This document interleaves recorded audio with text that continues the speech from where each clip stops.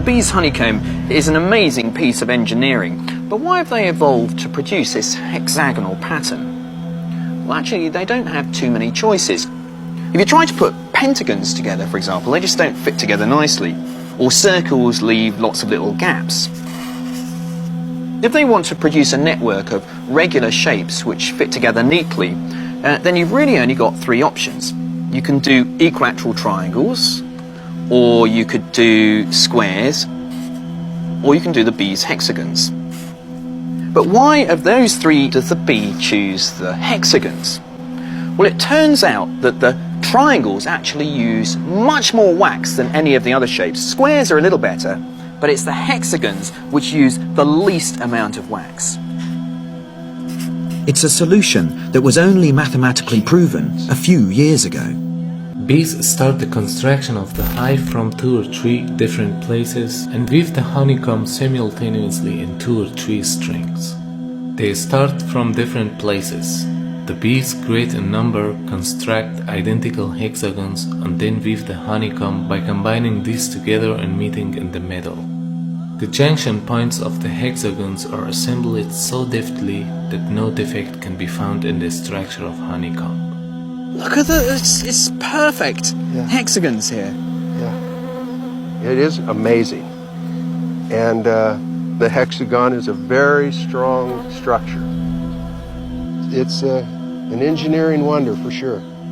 Then it means that there is an exalted wisdom that rules over all these tiny creatures. Or in other words, the creator of these tiny creatures inspired them with what they have to do. And this fact was declared in Quran 14 centuries ago. وَأَوْحَى رَبُّكَ إِلَى النَّحْلِ أَنِ اتَّخِذِي مِنَ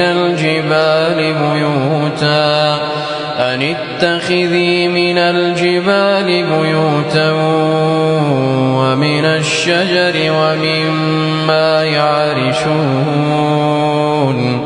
ثُمَّ كُلِي مِن كُلِّ الثَّمَرَاتِ فاسلكي سبل ربك ذللا يخرج من بطونها شراب مختلف ألوانه فيه شفاء للناس إن في ذلك لآية لقوم يتفكرون. The worker bees, those who gather pollen and make honey, are actually all females. The male bees do not make honey. This was only known recently. However, the mentioning verses pointed out to this fact 14 centuries ago. The Arabic words kulli, fasluki and butuneha are all in female forms, whereas the male forms of these words are kul, fasluk and butunehim. So by using the female moods of these words, Allah subhanahu wa ta'ala informs us that the worker bees are the female ones. Moreover, these verses pointed to another recent discovery. Bees build their hives from their own wax. However, scientists just discovered bees that build their hive in wood and even in solid rock.